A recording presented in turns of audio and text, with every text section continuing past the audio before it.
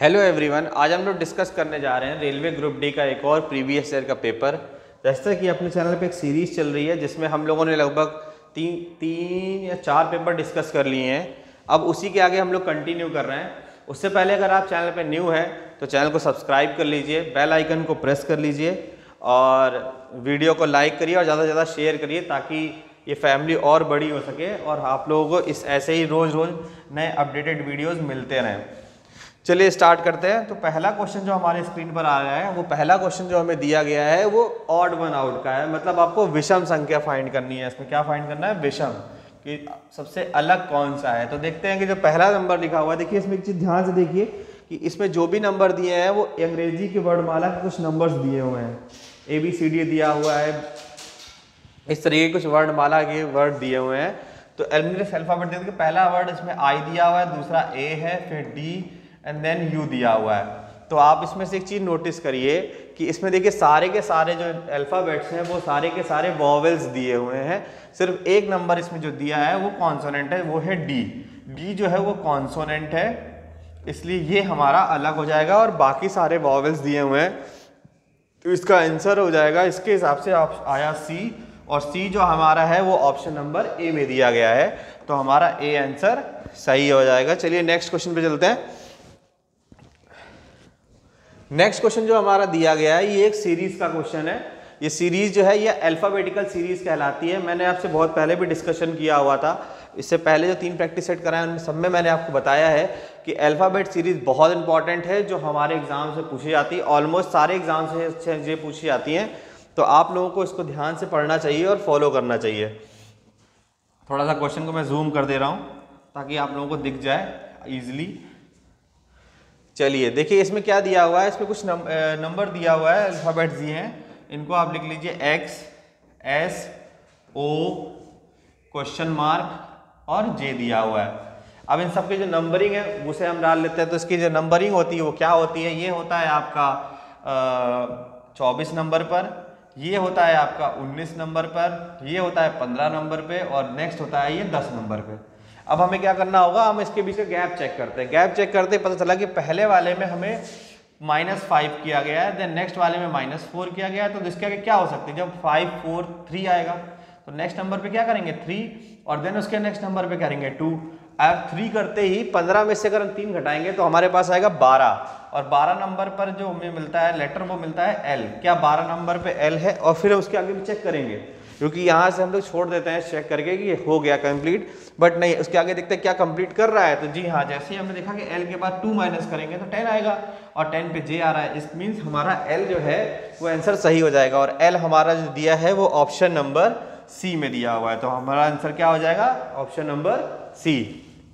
Next question पे चलते हैं। उससे पहले आप लोग वीडियो को लाइक करिए और शेयर करिए, ज़्यादा से ज़्यादा शेयर करिए ताकि और भी लोग इससे जुड़ें। देखिए नेक्स्ट क्वेश्चन जो हमारा दिया है ये भी एक कोडिंग डिकोडिंग का क्वेश्चन है, बट इसमें एक पैटर्न फॉलो किया गया है, जिसको वो जो हमारा ये जो पैटर्न चल रहा है इसमें क्या कहते हैं, ये कॉमन पैटर्न का क्वेश्चन है। इसमें देखिए लेटर सारे सेम है, बस उनकी प्लेसेस बदली है। तो इसको कॉमन पैटर्न के अंदर एक पोजीशन पैटर्न आता है, वो उसको फॉलो किया गया। ये पोजीशन पैटर्न पे आएगा। इसमें क्या किया गया है? सिर्फ एक पोजीशंस को बदल दिया गया है।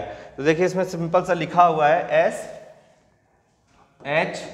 SHOE लिखा हुआ है, और उसको इन्होंने क्या कर दिया है? उल्टा कर दिया गया। E पहले आ गया है, फिर O, फिर H, फिर S। देखिए अपोजिट कर दिया गया है, मतलब उल्टा कर दिया गया है। तो आप कुछ मत करिए, जहाँ पे LAC लिखा हुआ है इसका उल्टा कर दीजिए। LAC, तो E पहले आ जाएगा, फिर C आ जाएगा, फिर A आ जाएगा और फिर आ जाएगा L। क्या ऐसा आपको कहीं ऑप्शन में दिखाई पड़ रहा है? जी हाँ, B नंबर पहले ऑप्शन में तो नहीं है, तो वो कैंसिल हो जाएगा। सेकंड तो हो ही नहीं सकता, थर्ड भी नहीं है, तो C वाला जो ऑप्शन है वो हमारा सही हो जाएगा और यही हमारा आंसर हो जाएगा। नेक्स्ट क्वेश्चन पे चलते हैं। नेक्स्ट क्वेश्चन जो हमें दिया गया है वो भी सेम इसी का ही है, पोजीशन पैटर्न पे ये क्वेश्चन बनाया गया है। इसमें भी पोजीशंस को आगे पीछे किया गया है। उससे पहले क्वेश्चन को जूम करते हैं थोड़ा सा। हाँ, अब देखिए आप लोगों को आसानी से दिख रहा होगा। इसमें क्या किया गया है? इसमें भी सेम वही कहानी करी गई है कि सिंपल सा इसकी पोजीशन को इंटरचेंज किया गया हुआ है, और पोजीशन को इंटरचेंज करके देखिए पहले वाले को लास्ट में लेके गए, पहला वाला लेटर लास्ट में आ गया है, फिर सेकंड वाला उसके बाद, और उसी तरीके से सीरीज को कंटिन्यू कर दिया गया, मतलब रिवर्स कर दिया गया है। तो आप भी इसको रिवर्स कर दीजिए। आपके क्वेश्चन में क्या दिया हुआ है, इसमें दिया है क्वालिटी, और क्वालिटी को आपको रिवर्स में लिखना होगा, तो आप उसे लिख दीजिए। जैसे यहाँ पे क्वालिटी लिखा हुआ है, इसको आप रिवर्स में लिखेंगे,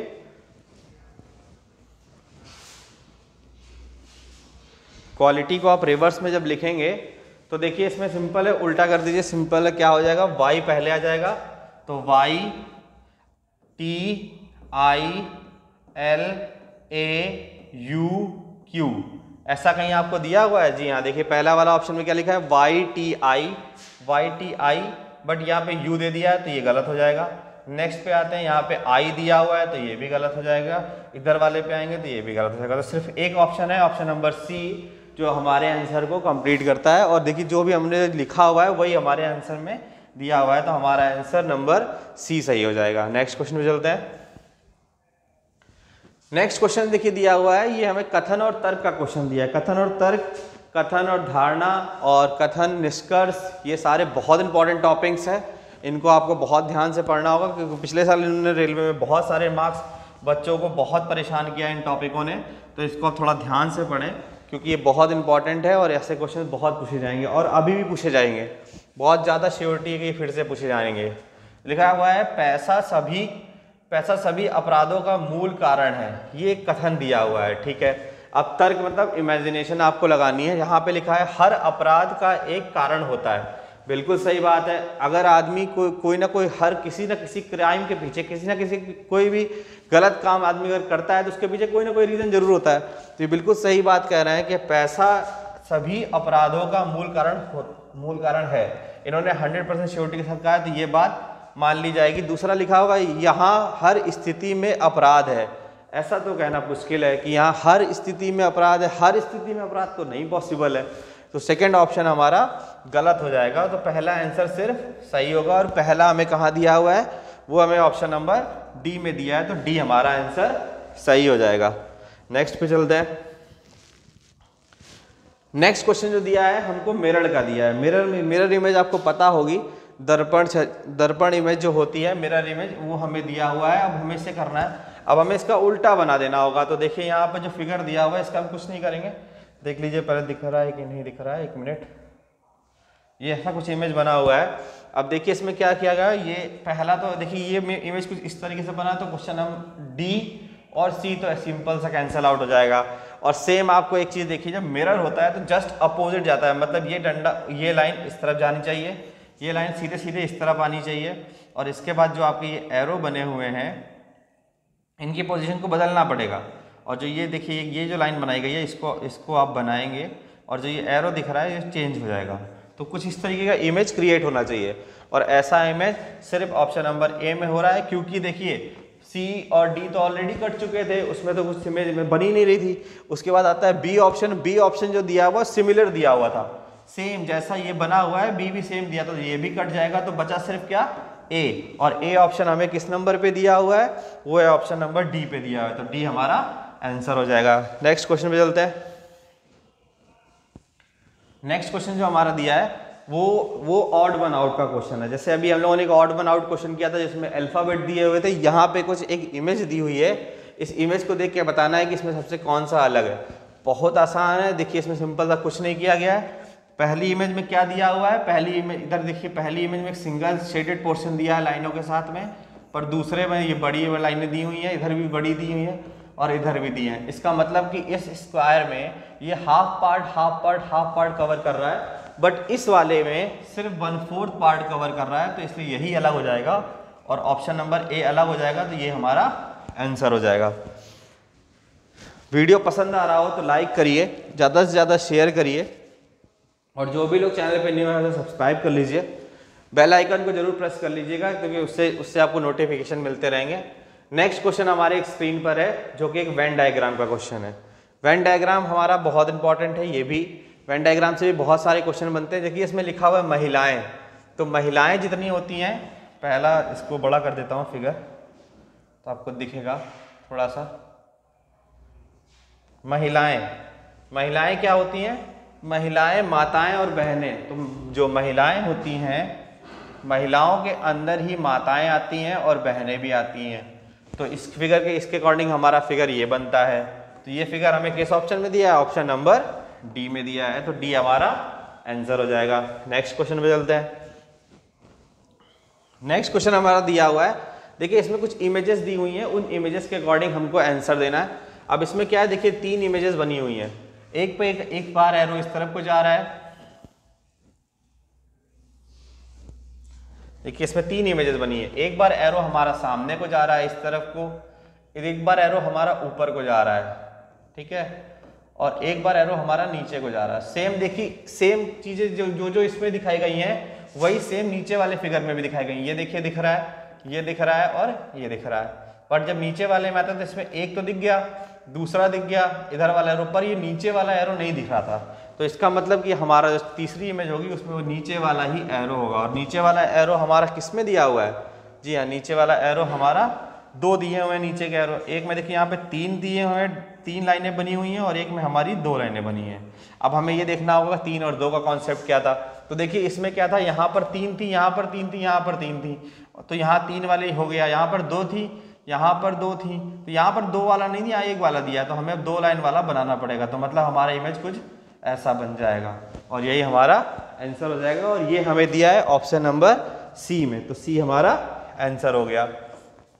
नेक्स्ट पे चलते हैं। सी हमारा दिया हुआ है और सी हमें जो दिया है वो ऑप्शन नंबर ए में दिया हुआ है, तो ए हमारा आंसर होगा। नेक्स्ट पे चलते हैं।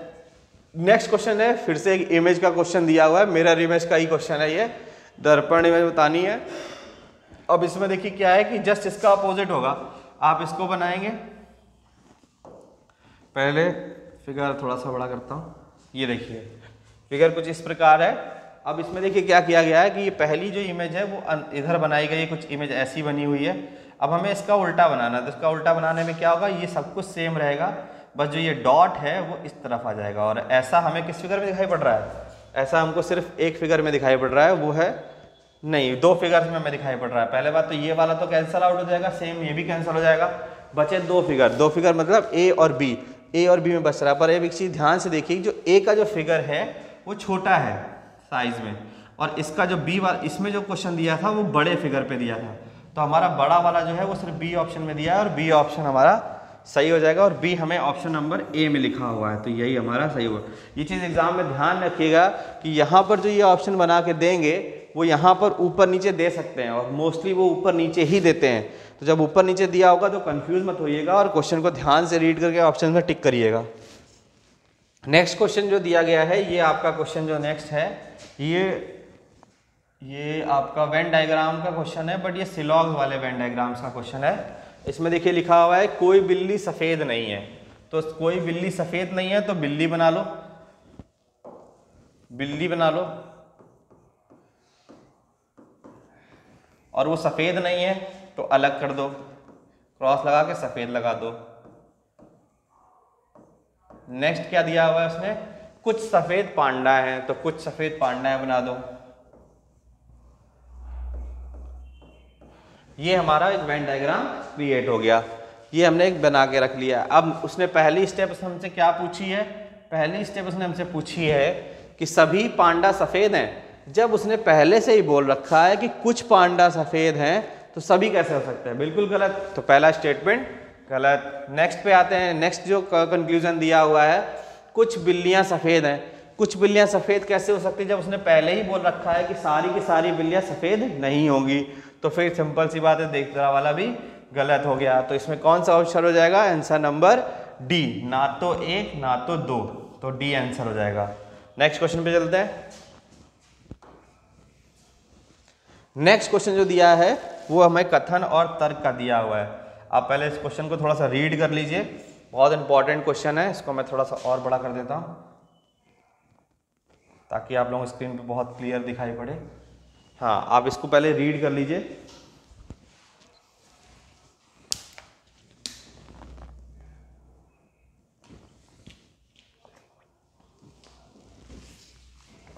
कथन और तर्क के क्वेश्चन बहुत इंपॉर्टेंट है, मैंने आपको बताया भी है।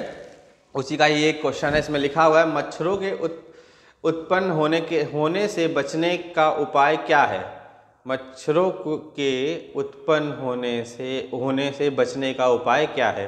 जो तर्क दिया है वो ये कहता है हमें गंदे और रुके पानी को हटा देना चाहिए, हमें मच्छर प्रतिरोधी और तथा अन्य गैजेट्स का उपयोग मच्छरों को काटने से बचने के लिए करना चाहिए। बिल्कुल सही बात कह रहा है, क्योंकि अगर मच्छरों के उत्पत्ति को रोकना है तो मच्छर जो होते हैं वो पानी में पैदा होते हैं और गंदे पानी में पैदा होते हैं। तो गंदे पानी को अगर आप स्टोर करने से हटा देंगे, उसे रोक देंगे कि मतलब कहीं स्टोर ना हो, तो सिंपल सी बात है कि इससे हम बचे जा सकते हैं। तो पहला ऑप्शन तो हमारा सही हो जाएगा। दूसरा ऑप्शन हमारा क्या कहता है? दूसरा ऑप्शन हमारा कहता है मच्छरों को खत्म करने का कोई उपाय नहीं है। वहाँ कुछ कट रहा है क्या? 1 मिनट। अच्छा। दूसरा ऑप्शन कह रहा है मच्छरों को खत्म करने का कोई उपाय नहीं है, वे एक खास मौसम में उत्पन्न होते हैं, हमें सिर्फ रोकथाम की व्यवस्था करनी चाहिए। ऐसा तो नहीं है, हम इसे बचा भी सकते हैं, रोक भी सकते हैं। तो ये ऑप्शन तो सेकेंड वाला गलत हो जाएगा, सेकेंड वाला गलत हो जाएगा और पहला वाला सही हो जाएगा। और पहला वाला ऑप्शन हमें दिया हुआ है सिर्फ ऑप्शन नंबर ए में, तो यही हमारा आंसर हो जाएगा। नेक्स्ट क्वेश्चन पे चलते हैं। नेक्स्ट क्वेश्चन जो दिया गया है ये भी एक हमें इमेज का ही क्वेश्चन दिया हुआ है। इस तरीके के क्वेश्चन एग्जाम में आएंगे तो आप कैसे उनसे डील करोगे? आसान है, कठिन नहीं है, थोड़ा सा इसको ध्यान से देखना होता है। देखिए इसमें क्या करना है, इसमें देखिए लाइनें दी हुई हैं। एक कुछ ये फिगर ऐसा बना हुआ है कि यहाँ से यूँ ले जाके इस तरीके से बना के और यहाँ पे लाइन बनाई गई है। सेम इधर आएंगे तो ऐसे करके और ये जोड़ दिया गया है। सेम जब इधर आएंगे तो ऐसे करा गया है, यूँ जोड़ दिया गया है। ओवरऑल क्या किया गया है कि इन 3-4 लाइनों से ही इस पूरे फिगर को कंप्लीट किया गया है। तो नेक्स्ट पे देखते हैं हमारा किस पे हम कंप्लीट कर पाएंगे। तो क्या इस पे तो बनने से रहा, क्योंकि ये बिल्कुल डिफरेंट बना हुआ है, ये कुछ इस तरीके से जाके ऐसे बन रहा है, ये तो नहीं बन सकता, कैंसल। दूसरे में क्या है, वो ट्राइंगल बनाया हुआ है, उसको बीच से कट किया गया, ये भी नहीं हो सकता। तीसरे में क्या किया गया है कि कुछ अजीब शेप बना दिया गया और उसको यहाँ से कट कर दिया गया, तो ये भी नहीं होगा। तो ना तो ऑप्शन ए बना, ना बी बना, ना सी बना, तो एक ही ऑप्शन बचता है, वो है ऑप्शन नंबर डी। उसमें क्या है, 2 ट्राइंगल्स होंगे ऊपर नीचे रखे हुए हैं और यही हमारा आंसर बनेगा। तो जो डी है वो हमें ऑप्शन नंबर किस में दिया हुआ है? ऑप्शन नंबर ए में दिया हुआ है, तो डी हमारा सही हो जाएगा। नेक्स्ट क्वेश्चन पे चलते हैं। नेक्स्ट क्वेश्चन भी हमें एक इमेज का ही क्वेश्चन दिया गया है। इसमें क्या किया गया है,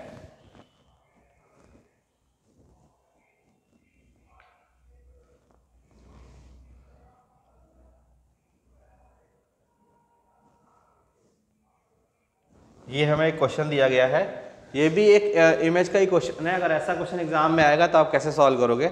देखिए इसमें कुछ नहीं है, सिंपल से 3 इमेजेस 4 दिए गए। देखिए एक सर्किल दिया गया है, ये 2-3 सर्किल हैं छोटे छोटे ओवरलैप करके बने हैं और यही 3 सर्किल अंदर आ गए, अंदर देखिए 3 हो गए। इसी तरीके जहाँ पे 3 ट्राइंगल बने हुए हैं, एक के बाद एक, एक के बाद एक, तो अब नेक्स्ट फिगर में ये तीनों ट्राइंगल क्या होंगे, आपस में अंदर आ जाएंगे। तो अंदर कर दीजिए इनको, मतलब एक ऐसा बन जाएगा, दूसरा ऐसे बन जाएगा और तीसरा ऐसे बन जाएगा। तो ये 3 ट्राइंगल बन जाएंगे और ये 3 ट्राइंगल हमें कहाँ दिया है? ऑप्शन इसमें ए पे दिया है और ए हमारा ऑप्शन नंबर सी में दिया है, तो यही हमारा आंसर हो जाएगा। नेक्स्ट क्वेश्चन पे चलते हैं। नेक्स्ट क्वेश्चन जो हमारा दिया गया है, देखिए ये क्या है, विवरण और धारणा का क्वेश्चन, विवरण और तर्क का क्वेश्चन है। सेम इसी तरीके का क्वेश्चन है, ये भी ज़्यादा इसमें वो नहीं होता है। इसमें भी ध्यान रखिएगा कि 100% स्टेटमेंट को ट्रू मान के करते हैं हम लोग। 1 मिनट, घूमो नहीं भाई, घूमो नहीं। हाँ देखिए इसमें लिखा हुआ है, ये भी किसी के क्वेश्चन में क्या कह रहा है, इसमें लिखा है नीचे दिए गए विवरण के 2 तर्क दिए गए हैं, निर्णय ले कि कौन सा तर्क ए इस विवरण से मजबूत या अधिक संबंध रखता है। मतलब एक ये विवरण दिया हुआ है, इससे रिलेटेड 2 तर्क दिए हुए हैं, इनको आपको पढ़ना है और बताना है कि पहले वाले से कौन से दोनों रिलेटेड हैं। आसान है, इसको भी आप करिए, बहुत आसान क्वेश्चन था, रीड करेंगे तो समझ में आएगा। जैसे इसमें लिखा है बच्चों के मानसिक स्वास्थ्य को बनाए रखने के लिए उन्हें नियमित रूप से परामर्श दिया जाना चाहिए। ठीक है, विवरण ये कह रहा है कि बच्चों के मानसिक स्वास्थ्य को ठीक बनाए, मतलब वो मेंटली एबिलिटी उनकी अच्छी रहे, दिमाग से वो बिल्कुल अच्छे से काम करें, इसको नियमित रूप से परामर्श दिया जाना चाहिए उन्हें। ठीक है, हाँ, मानसिक स्वास्थ्य शारीरिक स्वास्थ्य की तरह महत्वपूर्ण है, क्योंकि इससे बच्चों का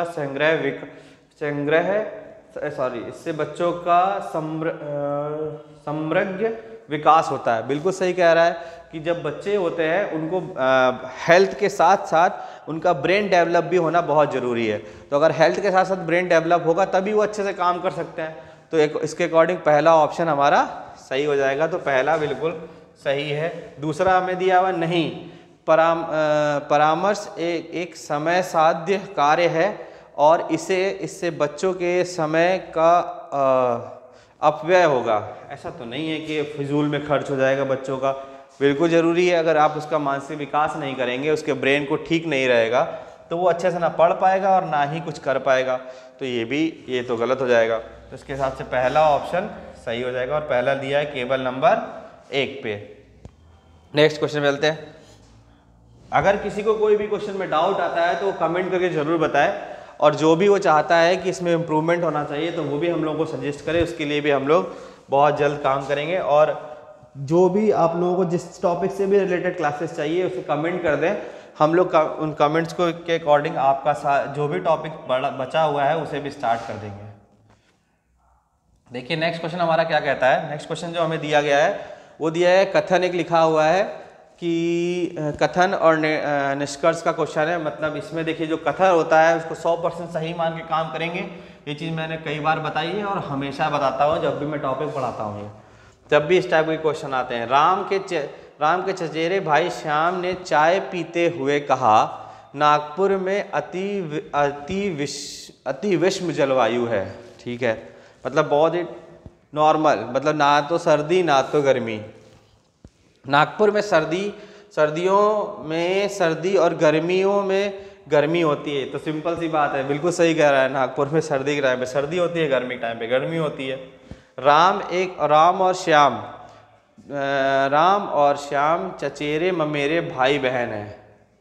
ऐसा तो उसने नहीं कहा। राम के चचेरे भाई श्याम ने चाय पीते हुए कहा, तो उसने ये तो बोला कि चचेरे भाई है, मतलब चचेरा भाई तो होता ममेरा भाई, भाई बहन। ऐसा तो उसने नहीं बोला कुछ। राम और श्याम चचेरे ममेरे भाई बहन है। राम के चचेरे भाई श्याम ने चाय पीते, हाँ तो सही है। चचेरा भाई बता रहा है तो चचेरा भी ठीक हो जाएगा। तो इसका मतलब इसमें दोनों ही आंसर आपके सही हो जाएंगे। तो ऑप्शन नंबर सी हमारा सही हो जाएगा। नेक्स्ट क्वेश्चन पे चलते हैं। नेक्स्ट क्वेश्चन जो दिया गया है, ये क्वेश्चन जो है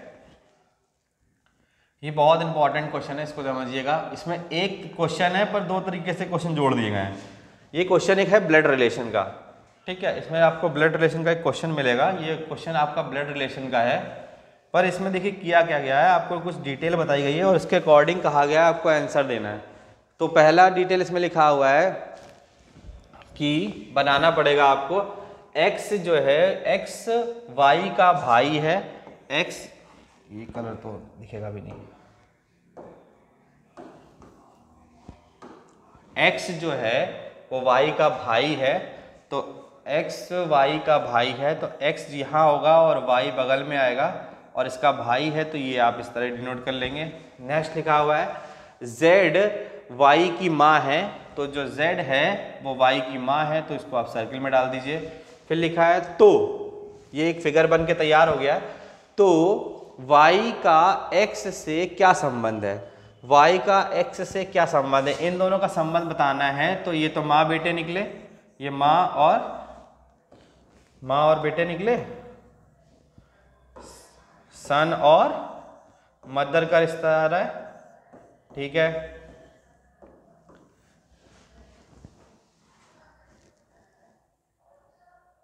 अरे सॉरी नहीं सॉरी, स्टेटमेंट में क्या लिखा हुआ था, नीचे लिखा हुआ है तो y का x से क्या संबंध है, y और x का बताना है। तो y का x से क्या संबंध है ये बताना था। अब देखते हैं y का x से क्या संबंध है। तो y जो है वो x का क्या लगेगा, तो ये मेल है, इसका कोई जेंडर क्लियर नहीं हुआ है, अब इसका जेंडर हमें नहीं पता है, तो हम ये नहीं बता सकते कि ये क्या लगेगा। ये इसका ये जो है x जो है वो y का भाई है, ये तो हम कह सकते हैं, पर y x का क्या लगेगा, भाई लगेगा या बहन लगेगा, ये हमें क्लियर नहीं है। पहला ऑप्शन जो कथन है वो क्या कहता है कि z का केवल एक पुत्र और एक पुत्री है। ऐसा तो कुछ नहीं हो रहा, सिर्फ ये पता चल रहा है कि एक पुत्र है ये पता है, पर पुत्री है ये नहीं पता, तो ये गलत हो जाएगा। दूसरा लिखा है x v का इकलौता पुत्र है, तो v की तो कोई कहानी नहीं बताई गई है, कुछ बताया ही नहीं गया v के बारे में, तो v भी गलत हो जाएगा। तो इसका आंसर होगा ना तो 1 और ना तो 2, ना ऐसा कोई कहीं दिया हुआ है।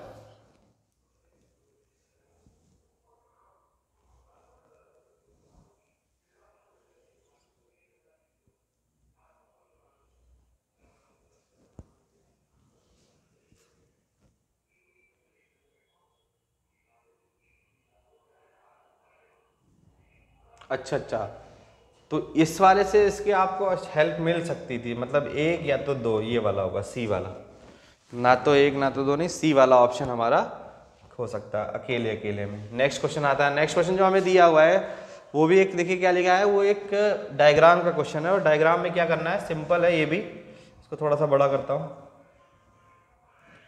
देखिए इसमें क्या किया गया है, इस फिगर को बनाया गया और अगली बारे में इसको जोड़ दिया गया, कुछ ऐसे फिगर बनाया, इसको उठा के अगले बारे में जोड़ दिया गया, सीधा कर दिया गया है। इसी तरह की ये एक फिगर 2 ऐसे दिए हुए हैं, तो इसको हमें क्या कर देना होगा, सीधा कर देना होगा। सीधा करते ही हमारा कुछ ऐसा बन जाएगा। ऐसा कोई फिगर दिख रहा है आपको? जी हाँ, सिर्फ एक, वो है सी, और सी हमें किस ऑप्शन में दिया है, ऑप्शन नंबर सी में ही दिया है, तो सी हमारा सही हो जाएगा। नेक्स्ट क्वेश्चन पे चलते हैं। नेक्स्ट क्वेश्चन जो दिया है ये डायरेक्शन का क्वेश्चन है। डायरेक्शन का आपको पता होगा, पूर्व पश्चिम उत्तर दक्षिण, ये वही डायरेक्शन हमको दिया गया है। तो इसमें क्वेश्चन में ये कह रहा है यदि पूर्व को उत्तर कहते हैं, तो आप फिगर बना लीजिए। यहाँ पे आता है आपका पूर्व, पश्चिम, ये आता है उत्तर, ये आता है दक्षिण, ठीक है, दक्षिण।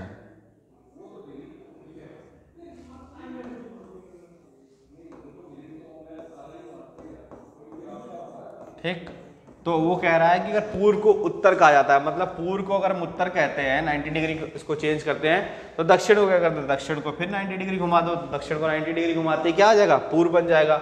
और पूर्व बनते ही हमारा आंसर क्या होगा, पूर्व, और पूर्व हमें बी ऑप्शन में दिया है, तो यही हमारा आंसर हो जाएगा। हमारे क्वेश्चन यहाँ से खत्म हो गए हैं ऑलमोस्ट सारे।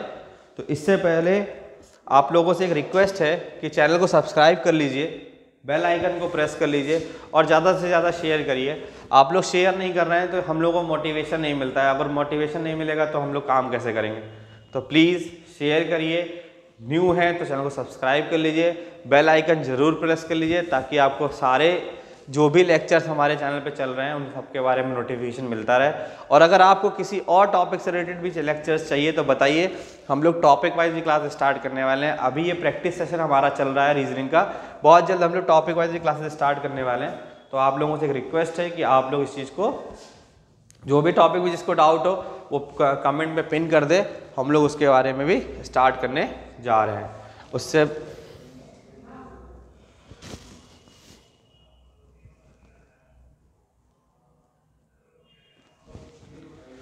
Okay, thank you.